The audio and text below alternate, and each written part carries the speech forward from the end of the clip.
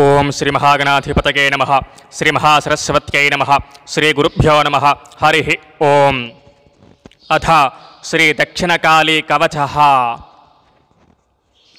ओं कैलासशिखरारूढं भैरवं चन्द्रशेखरं वक्षस्थले समासीना भैरवी परिपृच्छति। श्रीभैरव्युवाच देवेश परमेशाना लोकानुग्रहकारकः कवचं सूचितं पूर्वं किमर्थं न प्रकाशितं। यदि मे महती प्रीतिस्तवास्ति कुलभैरव कवचं कालिकादेव्याः कथयस्वानुकम्पया। श्रीभैरव उवाच अप्रकाश्यमिदं देवी नरलोके विशेषतः लक्षवारं वारतासि स्त्री स्वभावाद्धिपृच्छसि। श्रीभैरव्युवाच सेवका बहवो नाथा कुलधर्मपरायणाः यतस्ते त्यक्तजीवासा शवोपरिचितोपरि तेषां प्रयोगसिद्ध्यर्थं स्वरक्षार्थं विशेषतः पृच्छामि बहुशो देव कथयस्व दयानिधे। श्रीभैरव उवाच कथयामि शृणु प्राज्ञे कालिका कवचं परं गोपनीयं पशोरग्रे स्वयो निमपरे यथा। ॐ अस्य श्रीदक्षिणकालिका कवचस्य भैरवर्षिः उष्णिच्छन्दः अद्वैतरूपिणी श्रीदक्षिणकालिका देवता ह्रीं बीजं हूं शक्तिः क्रीं कीलकं सर्वार्थसाधन पुरःसरमन्त्रसिद्ध्यर्थे पाठे विनियोगः। अध कवचम् सहस्रारे महापद्मे कर्पूरधवलो गुरुः वामोरुस्थि ततच्छक्ति सदा सर्वत्र रक्षतु। परमेशः पुरः पातु परा परगुरुस्तथा परमेष्ठी गुरुः पातु दिव्यसिद्धिश्च मानवः। महादेवी सदा पातु महादेवः सदावतु त्रिपुरो भैरवः पातु दिव्यरूपधरः सदा ब्रह्मानन्दः सदा पातु पूर्णदेवः सदावतु चलश्चित्तः सदा पातु चेलां चलश्च पातु मां। कुमारः क्रोधनश्चैव वरदः स्मरदीपनः माया मायावती चैव सिद्धौघाः पातु सर्वदा। विमलो कुशलश्चैव भीमसेनः सुधाकरः मीनो गोरक्षकश्चैव भोजदेवः प्रजापतिः मूलदेवो रन्तिदेवो विघ्नेश्वरहुताशनः सन्तोषः समयानन्दः पातु मां मनवा सदा। सर्वेऽप्यानन्दनान्थान्तः अम्बां तां मातरः क्रमातु गणनाथः सदा पातु भैरवः पातु मां सदा। वटुको नः सदा पातु दुर्गा मां परिरक्षतु शिरसः पादपर्यन्तं पातु मां घोरदक्षिणा तथा शिरसि मां काली हृदि मूले च रक्षतु। सम्पूर्णविद्यया देवी सदा सर्वत्र रक्षतु। क्रीं क्रीं क्रीं वदने पातु हृदि हूं हूं सदावतु। ह्रीं ह्रीं पातु सदा धारे दक्षिणे कालिके हृदि। क्रीं क्रीं क्रीं पातु मे पूर्वे हूं हूं दक्षे सदावतु। ह्रीं ह्रीं मां पश्चिमे पातु हूं हूं पातु सदोत्तरे। पृष्ठे पातु सदा स्वाहा मूला सर्वत्र रक्षतु। षडङ्गे युवती पातु षडङ्गेषु सदैव मां। मन्त्रराजः सदा पातु ऊर्ध्वाधो दिग्वदिक् स्थितः। चक्रराजे स्थिताश्चापि देवताः परिपान्तु माम्। उग्रा उग्रप्रभादीप्ता पातु पूर्वे त्रिकोणके।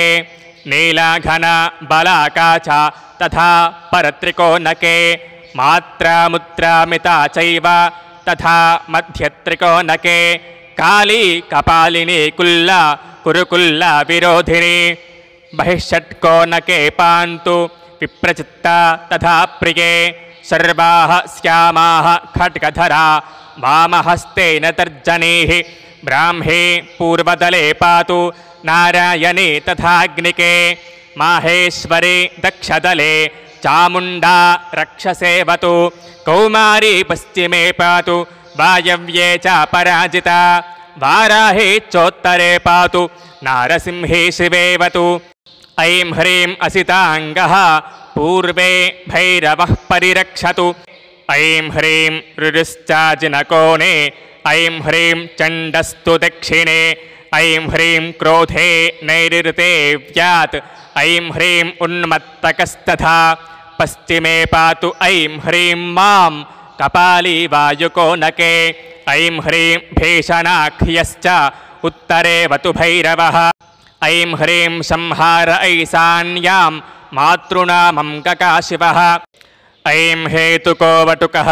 पूर्वदले पातु सदैव माम् ऐं त्रिपुरान्तको वटुकः आग्नेयां सर्वदावतु ऐं वह्निवेतालो वटुको दक्षिणे मां सदावतु ऐं अग्निजिह्ववटुको व्यात् नैऋत्यां पश्चिमे तथा ऐं कालवटुकः पातु ऐं करालवटुकस्तथा वायव्याम् ऐं एकः पातु उत्तरे वटुकोवतु ऐं भीमवटुकः पातु ऐशान्यां दिशि मां सदा ऐं ह्रीं ह्रीं हुं फट् स्वाहान्ताश्चतुः षष्ठीमातरः ऊर्ध्वाधो दक्षवामार्गे पृष्ठदेशे तु पातु माम् ऐं हूं सिंहव्याघ्रमुखी पूर्वे मां परिरक्षतु ऐं कां कीं सर्पमुखी अग्निकोणे सदावतु ऐं मां मृगमेशमुखी दक्षिणे मां